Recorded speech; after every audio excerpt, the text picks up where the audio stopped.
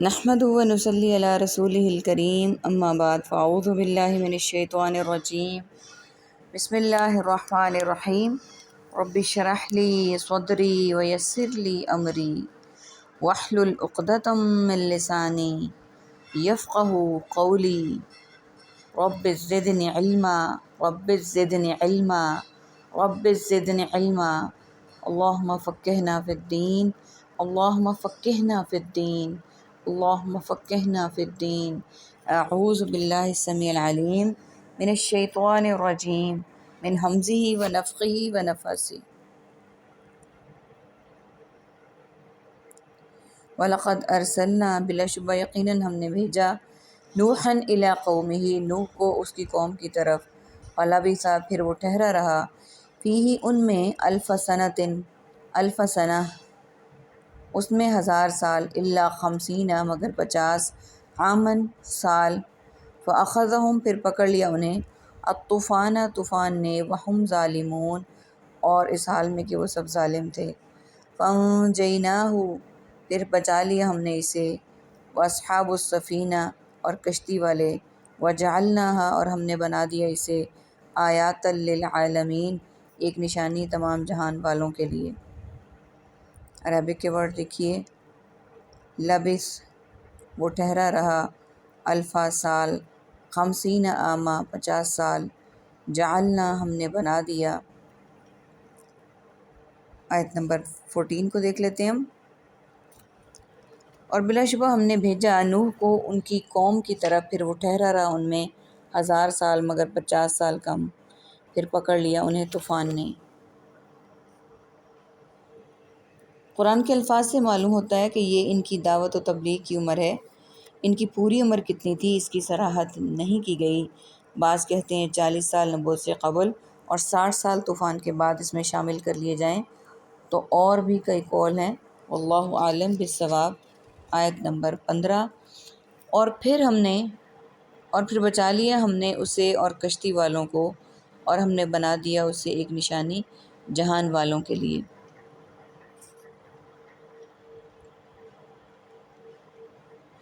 وَإِبْرَاهِيمَ إِذْ قَالَ لِقَوْمِهِ اعْبُدُوا اللَّهَ وَاتَّقُوهُ وَذَلِكُمْ خَيْرٌ لَكُمْ إِن كُنتُمْ تَعْلَمُونَ اور ابراہیم جب اس نے کہا اپنی قوم سے تم عبادت کرو اللہ کی اور سب ڈرو اس سے، یہی بہتر ہے تمہارے لیے اگر تم جانتے ہو۔ انما تعبدون من دون اللہ بے شک صرف تم سب عبادت کرتے ہو اللہ کے سوا اوثانا چند بتوں کی، وتخلقون اور تم سب گھڑتے ہو افکا جھوٹ، ان الذین بے شک وہ جنہوں نے تعبدون تم عبادت کرتے ہو من دون اللہ اللہ کے سوا لا یملکون لکم نہیں وہ سب اختیار رکھتے تمہارے لیے رزقا رزقا فابتغوا سو تم سب تلاش کرو عند اللہ اللہ کے ہاں رزقا وعبدوہ رزق اور تم سب عبادت کرو اس کی، واشکروا لہ اور تم سب عبادت کرو اس کی، الیہ ترجعون تم سب لوٹائے جاؤ گے اسی کی طرف۔ عربک کے ورڈز دیکھ لیتے ہیں ہم۔ دونی سوا اوثانا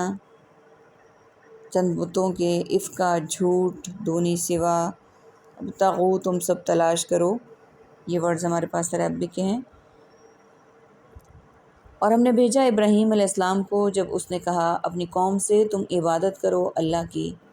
اور اس سے ڈرو، یہی بہتر ہے تمہارے لیے اگر تم جانتے ہو۔ آیت نمبر 17 بے شک صرف تم عبادت کرتے ہو اللہ کے سوا چند بتوں کی ہی اور تم گھڑتے ہو جھوٹ، بے شک جن کی تم عبادت کرتے ہو اللہ کے سوا نہیں ہے وہ مالک تمہارے لیے کسی رزق کے، سو تم تلاش کرو اللہ کے ہاں ہی رزق کو اور عبادت کرو اس کی اور شکر کرو اس کا، اسی کی طرف تم سب لوٹائے جاؤ گے۔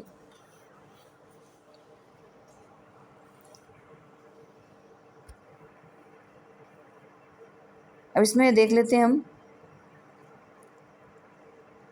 یعنی اللہ کو چھوڑ کر تم جن بتوں کی عبادت کرتے ہو وہ تو پتھر کے بنے ہوئے ہیں جو نہ سن سکتے ہیں نہ دیکھ سکتے ہیں، نقصان پہنچا سکتے ہیں نہ ہی نفع۔ اپنے دل سے ہی تم نے انہیں گھڑ لیا، کوئی دلیل تو ان کی صداقت کی تمہارے پاس نہیں ہے؟ یا یہ بت تو وہ ہیں جنہیں تم خود اپنے ہاتھوں سے تراشتے اور گھڑتے ہو، اور جب ان کی خاص شکل و صورت بن جاتی ہے تو تم سمجھتے ہو کہ اب ان میں خدائی اختیارات آ گئے ہیں، اور ان سے تم امیدیں وابستہ کر کے انہیں حاجت روا اور مشکل کشا باور کر لیتے ہو۔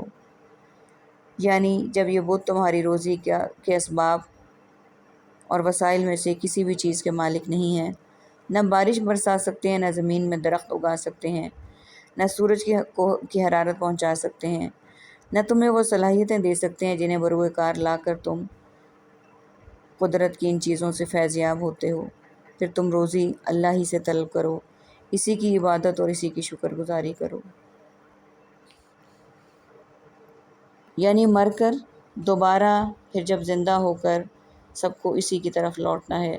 اس کی بارگاہ میں پیش ہونا ہے، تو پھر اس کا در چھوڑ کر دوسروں کے در پر اپنی جبیں نیاز کو کیوں جھکاتے ہو؟ اس کے بجائے دوسروں کی عبادت کیوں کرتے ہو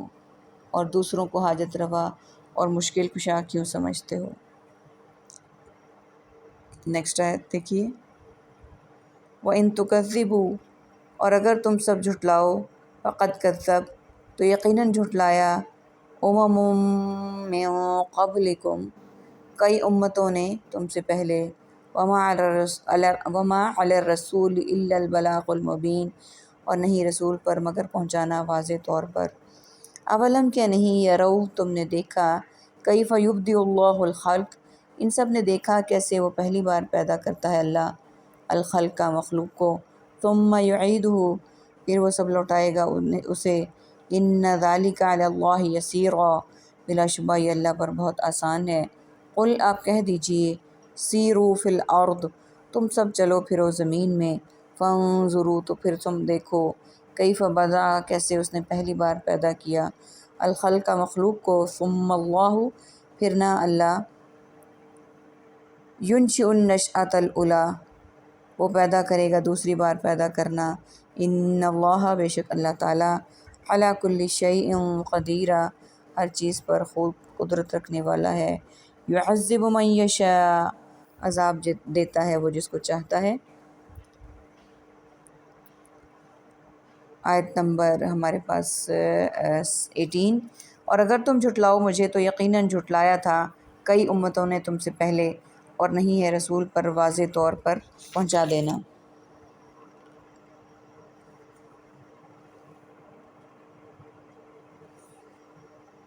یہ حضرت ابراہیم علیہ السلام کا قول بھی ہو سکتا ہے جو انہوں نے اپنی قوم سے کہا، یا اللہ تعالیٰ کا قول ہے جس میں اہل مکہ سے خطاب ہے، اور اس میں نبی اکرم صلی اللہ علیہ وآلہ وسلم کو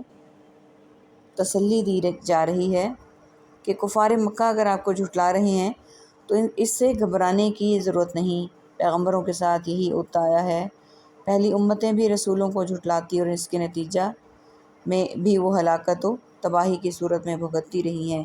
اس لیے آپ بھی تبلیغ کا کام کرتے رہیے، اس سے کوئی راہ یاب ہوتا ہے یا نہیں، اس کے ذمہ دار آپ نہیں ہیں، نہ آپ سے ان کے بارے میں پوچھا ہی جائے گا، کیونکہ ہدایت دینا نہ دینا یہ صرف اللہ کے اختیار میں ہے، جو اپنی سنت کے مطابق جس میں ہدایت کی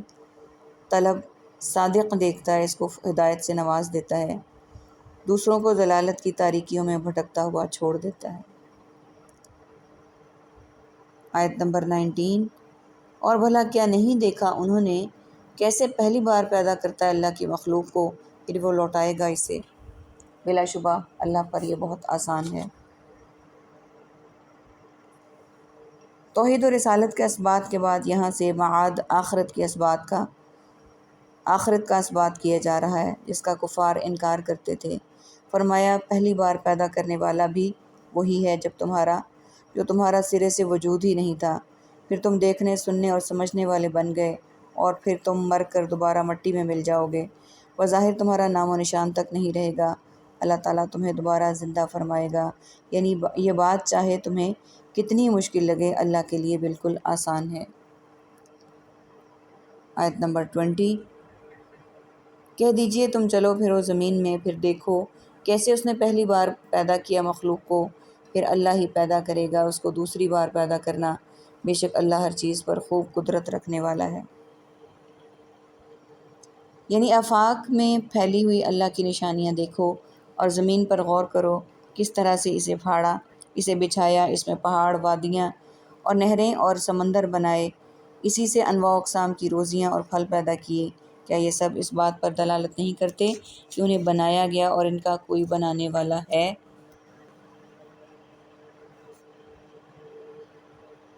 وَيَرْحَمُ مَن يَشَاءُ وَإِلَيْهِ تُقْلَبُونَ، اور وہ تو رحم کرتا ہے جسے وہ چاہتا ہے، اسی کی طرف تم سب لوٹائے جاؤ گے، اور نہیں تم ہرگز سب عاجز کرنے والے، فی الارض زمین میں، ولا فی السماء اور نہ آسمان میں، وما لکم اور نہیں تمہارے لیے، من دون اللہ اللہ کے سوا، من ولی ولا نصیر نہ کوئی دوست اور نہ کوئی مددگار۔ یعنی وہ رحم کرتا ہے جس پر چاہتا ہے اور اسی کی طرف تم سب لوٹائے جاؤ گے، یعنی وہی اصل حاکم ہے، اس سے کوئی پوچھ نہیں سکتا، تاہم اس کا عذاب یا رحمت یوں ہی نہیں رہیں گے بلکہ ان اصولوں کے مطابق ہوں گے جو اس نے ان کے لیے طے کر رکھے ہیں۔ آیت نمبر 22، اور نہیں تم ہرگز عاجز کرنے والے اللہ کو زمین میں اور نہ آسمان میں، اور نہیں ہے تمہارے لیے اللہ کے سوا کوئی دوست اور نہ کوئی مددگار۔ اس آیت مبارکہ میں اللہ سبحانہ وتعالیٰ فرما رہے ہیں کہ تم اللہ تعالیٰ کو تھکا نہیں سکو گے، عاجز نہیں کر سکو گے۔ اللہ تعالیٰ غالب ہے تم سب پر، اور اس کے سوا نہ تمہارا کوئی دوست ہے نہ مددگار ہے۔ اللہ تعالیٰ سے دعا ہے کہ اللہ تعالیٰ ہمیں بھی اس دین پر چلنے کی توفیق دے جو ہمارے نبی اور اس سے پہلے انبیاء نے ہمارے لیے اللہ کا پیغام دنیا تک پہنچایا، اور ہم اس پر کاربند رہنے والے ہوں۔ آمین یا رب العالمین۔ وآخر دعوانا ان الحمد للہ رب العالمین۔ سبحانک اللہم وبحمدک، نشہد ان لا الہ الا انت، نستغفرک ونتوب الیک۔ السلام علیکم ورحمۃ اللہ وبرکاتہ۔